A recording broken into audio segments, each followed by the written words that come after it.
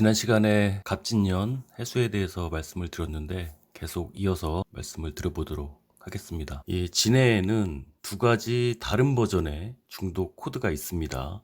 우선 첫 번째는 해수가 빠져나오지 못하는 경우죠. 그러니까 들어갈 때는 쉽게 들어가도 좋아서 들어갔다고 하더라도 내 맘대로 못 나온다는 거예요. 그리고 또 하나는 아직 끝나지도 않았는데 애매하게 끝나버릴 수 있다는 거예요. 그리고 세 가지 버전이네요. 이 두 가지 상황이 동시에 일어나기도 한다는 거예요. 그러니까 무언가를 시작하려고 했는데 이 진토에 의해서 중단이 되어버리거나 시작과 동시에 마감이 되어버릴 수가 있고요. 그만두려고 했는데 그만두지 못하는 경우가 생길 수 있다는 거예요. 환장하죠. 환장하는 겁니다. 이게 왜 그런 걸까요? 해수의 입장과 진토의 입장이 달라요. 진토 입장에서 그럼 왜 그러는 거냐. 이 진토는 신자진으로 나는 겨울을 겪어본 사람이란 말이에요. 그러니까 내가 개맛을 아냐 이거지. 진토가 보기에 해수 얘는 어디 밖에 내보내면 위험해 보일 수 있다는 거예요.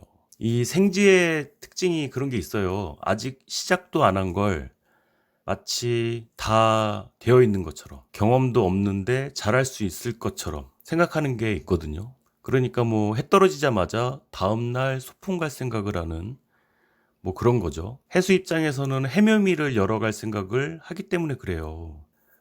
그런데 이제 진토 얘는 봄의 절정을 지나서 여름을 앞두고 있잖아요. 그러면 해수를 보면서 어떤 생각이 들겠어요? 이제 속으로 그런 생각하겠죠. 너는 아직 멀었다.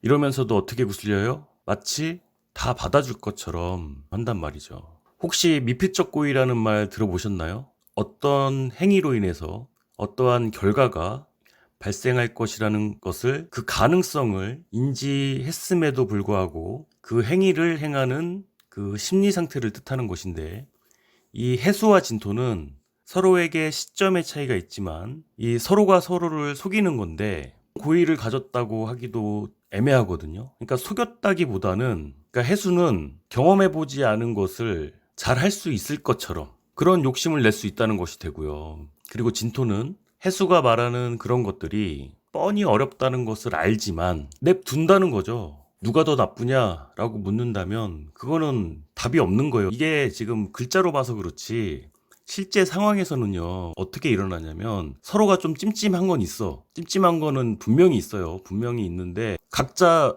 그냥 그래도 어떻게 되지 않을까 하는 그런 게 있는 거예요. 지금 이스라엘과 팔레스타인이 그렇게 같은 지역 내에 그렇게 묶어둔 것 자체가 그게 원진이거든요. 서로 뻔히 분쟁이 일어나고 전쟁이 언제 터질지 모르는 상황이라는 걸 서로 알고 있었지만 한쪽을 가둬둔 거잖아요. 장벽으로 가둬놓은 상태에서 상황이 악화될 것이라는 걸 뻔히 알고 있으면서 이런 원진스러운 상태가 일어나게 되는 거죠. 그러니까 이런 게 원진의 코드예요. 마침 이스라엘 얘기가 나와서 드리는 말씀인데, 그 성경에 보면 창세기에 야곱이라는 캐릭터가 나와요. 이 야곱은 히브리어로 속이는 자, 발목 잡는 자라는 뜻이거든요.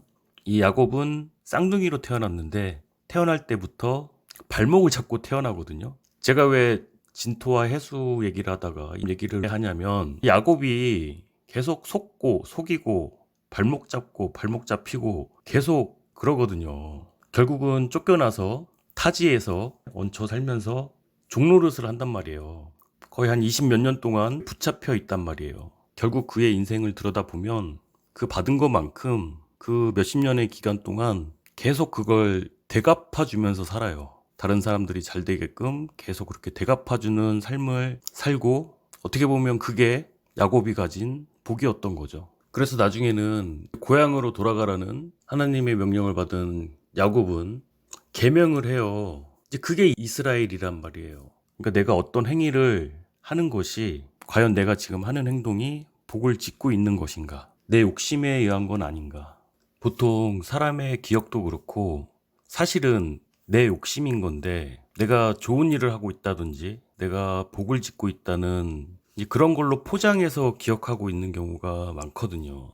널 위해서 했다라든지 내가 이렇게 희생을 했다라든지, 이 부분이 참 사실 중요한 건데 상대를 위해서 한 것이 정말 그게 상대를 위한 것이었나. 그리고 내 딴에는 내가 이기적으로 한 행동이지만 그게 꼭 이기적인 행동이 아닐 수도 있다는 거예요. 예를 들어서 하다못해 화분에 물을 주는 것도 있잖아요. 나는 이제 의식적으로 하는 행동일 수 있지만 그게 하나의 기운이거든요. 수생목 하겠다, 수생목 하겠다. 근데 어느 순간 그게 너무 귀찮아지고 키우기 싫어졌다고 한다면 또 그런 흐름들이 끊기게 될 수 있다는 거예요. 내가 의도했던 대로 결과가 나오지 않는다고 해서 과거를 후회하거나 상대를 원망하거나 그럴 일은 아니라는 거죠. 뭐 불교에서 말하는 업장소멸도 같은 맥락이지 않을까 싶은데, 결국은 내가 행한 대로 받게 되는 것이니까 내가 지금 생각하는 것이 맞는지 자기 점검이 꼭 필요하다는 거예요. 그래서 어쨌든 갑진의 해수가 있으신 분은 뭔가 시작을 했다면 결과가 나올 때까지는 기다리는 게 답이에요. 야곱도 사랑하는 여자를 얻기까지 14년을 기다렸거든요. 그게 원진 코드예요. 진토가 해수를 잡아둘 때는 필요해서 그런 것도 있지만 또 그만한 이유도 있거든요.